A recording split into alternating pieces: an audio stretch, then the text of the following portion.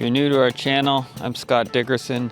Behind me here is the Alaskan Gypsy, a new to us 80-foot overall steel motor sailor, triple-masted schooner designed by Thomas Colvin, built in Anchorage, Alaska in 1992, and it has suffered some severe electrolysis damage. Sitting in the harbor in Ketchikan, didn't have its zincs changed for too many years, and that harbor has known to have some pretty bad stray current in it. So we're in the shipyard in Wrangell, Alaska. Beautiful facility, not too far away from Ketchikan, and I'm working on making her seaworthy again so she can be our full year-round, 4-season live-aboard adventure workshop in the wilds of Alaska. The forward 20 feet of this boat is actually a workshop, which is totally amazing. Can't believe the good fortune that we have this boat, and I'm going to be able to do my welding and woodworking and that type of stuff on board the boat. Sort of a too good to be true dream, but like one of my friends laughed and said, looks like I'm my own best customer to start with. So here we are in the shipyard, and we've been here for weeks now, and I've accomplished a lot of work on the hull restoration, but there's still a lot to go. The chine of the boat had some of the worst electrolysis, which basically the weld between the upper steel plate and the below water steel plate had essentially melted away in some spots. This area here is an area that I've welded, and it's not a beautiful finish. I didn't completely fill in all the welds because honestly, the boat is covered in areas where the plating has dissolved a small amount. Luckily, not so much that it sunk, but it, truth be told, was about to sink. We found quite a few small holes in it when we started inspecting, pressure washing, and looking at the hull closely. So today we have a little break. It's been some pretty wild weather lately. Been dealing with a lot of rain and wind, but things have settled down today, and so I'm back to welding on the hull, just working my way along. It's a long process. Just gotta keep my head down and keep going at it. You can see we've got the rudder off now. The propeller shaft is out. Props laying on the ground over here. There's videos about a lot of this work if you're interested, but I'm going to show you what I'm doing today, this evening. An old break in the weather is I'm basically just going along, working from the stern here on the starboard side now, and I'm looking for areas, the deepest divots or pocks, the spots where the most metal has dissolved away, and I'm just putting a little bit of clad welding, not trying to fill them up completely because it's not really any point to trying to get to like yacht style smooth finish because there's no way I'm going to fill in all these holes. And quite honestly, the hull is 5/16 steel. It's strong enough. I'm not really doing a critical structural process here. Mostly it's kind of a peace of mind thing.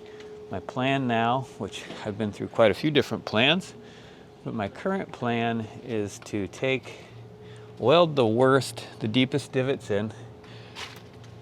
Here's an example of a pretty bad spot. If you can see, this camera's not real good at doing close-ups, but this is an area where there was a seam in the hull, and some spots the welds really were the worst, but that's a pretty deep divot or pit or whatever. It's very different than rust. It's not a rust issue. It's not rust corrosion. It's actually pretty clean metal in there. I'm not dealing with like rust roots or deep penetrating rust corrosion. A lot of these areas, this is an example you can see, the electrolysis just flakes the metal off essentially underwater, and it's actually clean, bright steel underneath. There's a little bit of surface rust, just kind of flash rusting. If you compare that to something like this, which is more traditional rust corrosion, you can see how it's black. You can see this has actually been needle gunned, but you still have that kind of black textured surface, and it's really difficult to get that completely gone without sandblasting, which is what I plan to do eventually here. But for now, I'm just working my way through getting a bunch of these little divots welded up so that when I go to sandblast, I don't reveal or see all these spots that I wished I had welded. Like I said, it's kind of a peace of mind thing. So I'll show you what I've been doing today, mid-process on it. Here's some spots that I just welded. Haven't wire brushed them yet, but I'm just going around putting a little bit of weld. Here you can see this is not actually a real deep one, but deep enough where I wanted to weld it. So I just started with a bead down the middle, and I'll stack beads next to it. I'm not sure if I'll fill this one all the way up.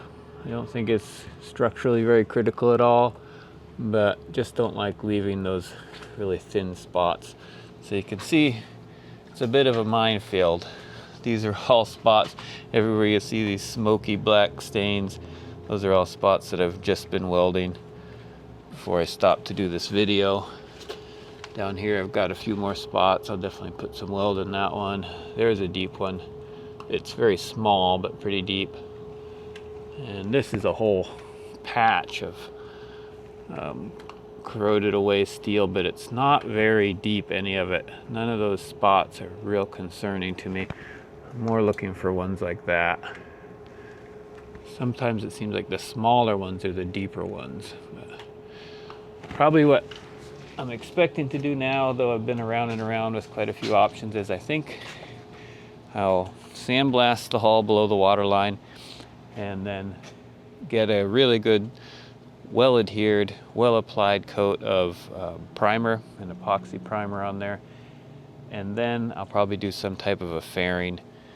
There's a few different options I'll look at, but they'll go on over the paint, and it won't be so much structure, more of just something to even out the surface so that there's less texture and detail for marine growth to grow on when we get our anti-foul paint on there. And it should be a lot easier to clean up if I can go ahead and fair in some areas. So that's probably what I'll do.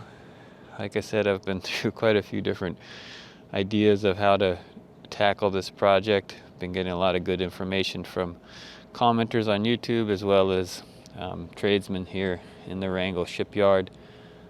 We've had a good time here, and Audrey just showed up. Hang on, so are you not going to sandblast it? I am going to sandblast. Oh. we've had so many conversations about to sandblast or not to sandblast, and she's trying to keep up with all this technical jargon. And I've been gone for about 4 hours. You don't know what could have changed. Yeah. No, I'm just working away at welding in the divots. A little break in the weather, and I've been talking to the individual known as the mystery machinist, and I actually talked to him again today just to confirm. And one of my concerns was I'm welding these spots in, but they're I'm not filling them all the way, and I'm not grinding them down perfectly smooth. So in some way it's kind of a shoddy repair job, but in the scheme of things for what I'm dealing with, really this welding in the divots is arguably even worth it. I've been hearing some stories. In fact, if we look at that boat right over there, it's a big beautiful salmon tender, and it's in great shape. The hull is in excellent condition at this point, but the owner of it, Perry, came over and was sharing some of his experience with steel corrosion and his journey with that boat, and was telling us how one time he knew he had some issues when he was new owner to the boat, and he was vacuuming in the bilge, and he said With a shop vac. Yeah, just with this shop vac, and he said he basically sucked a hole into the bottom of the boat. In the harbor? Yeah, it was in the water. And I've heard stories from folks in the yard of other boats that had significant corrosion have come into the yard, and the mechanics have been working in the engine room, and someone would drop a wrench or something, and they've literally had wrenches fall through the bottom of boats. And these boats were not, sitting on land, corroding away. These were boats that had just been out working, commercial fishing boats, working in the Gulf of Alaska. And so the lesson is, steel is incredibly tough. If you've got even just a paper-thin amount of steel on your hull, it's amazing what can still float, I guess is all I say. And so I'm very encouraged by these stories, because the Alaskan Gypsy, while she definitely has some issues that need work, it's a lot better than some of these stories we're hearing. So my confidence is growing that we're going to end up with a seaworthy boat ready to support us in our lifestyle in the wilds of Alaska for decades to come, hopefully. So we're making the most of our time here, working around the hurricanes and looking forward to getting her done, putting her back in the water, and sharing with you all the incredible adventures, wilderness journeys, wildlife, and all the things that we so much love about exploring the rugged Alaskan wild coastline. So thanks for tuning in. I appreciate all the subscribers and all the comments, all the tips, all the advice, encouragement, and support we've been getting. It certainly makes this all a lot more fun to know that you all are out there watching our journey, cheering us on, and I hope you stick around to the payday when we put her back in the water and head for the nearest hot springs in the middle of winter, probably. Yes. So life is good here in Alaska. We got our 3 masts up there, and look, actually, I don't know if you'll be able to see them in this little camera, but there's 2 eagles flying over the... Is there 3? Oh yeah, 4, 5 bald eagles, all heading south. Thanks for joining us. Hope you're enjoying all this shipyard stuff, and stay tuned. We're uploading a lot of videos, so. I wanted to take this little time here at the end of this video to address a bit of conversation that's been coming up in comments on our channel, understandably. Electrolysis is a type of corrosion. It's a term that's used fairly common in the shipyards and steelboat realms that I've been in, and I always sort of figured it was a pretty settled point of what electrolysis was, though I've had a lot to learn about it. But I wanted to read you a passage from Scott Fratcher's writings. He has a website called yachtwork.com, and he also has written a few ebooks that I've looked at, and he does a great job of explaining what the difference between electrolysis and galvanic action is. I think it might be helpful for anyone who's interested in this subject. So he has an article I'll link in the comments or in the description, but he says, your boat may be suffering from a variety of corrosive electrical nasties, and you're probably unaware of them. Scott Fratcher describes easy ways to trace the sources and warns you shouldn't delay. The 2 most common types of metal corrosion in the marine environment are galvanic action and electrolysis. These terms can be confusing, so let's have a quick review. Galvanic action is the electrical current formed when dissimilar metals are placed in or around salt water. A common example is a bronze propeller on a stainless shaft. That's galvanic action. I like to bundle together stray current, voltage leaks, and induced current under the term electrolysis. The source may be a faulty pump winding, a generator in the harbor, or a reversed polarity appliance. At first glance, the destructive effects of galvanic action and electrolysis look similar, but the source is completely different, and we can observe different effects. Galvanic corrosion tends to be a slow process, while electrolysis can destroy large amounts of equipment quickly. A poorly wired alternator grounding through the prop and back into the bonding system, for example, can cause thousands of dollars worth of damage very quickly. We can use this speed difference to our advantage when searching for the source of metal corrosion. For example, electrolysis tends to leave bright patches in the corroded metal, while galvanic action tends to leave encrusted corrosion. Shiny metal is present because electrolysis is corroding the metal quickly, leaving a raw surface exposed. Tracking the source of electrolysis can be diabolical, and it can show up as a random event.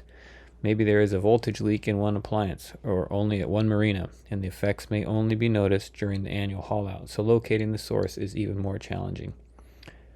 That's the end of that passage I wanted to read. Again, I'll link in the description.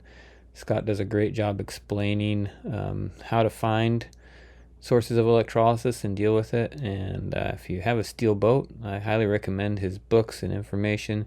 He's a great resource for us steel boat owners, especially when you have old steel boats like this one. Okay, hope you enjoyed the video. Please leave a comment, advice, tips, questions. See you in the next one.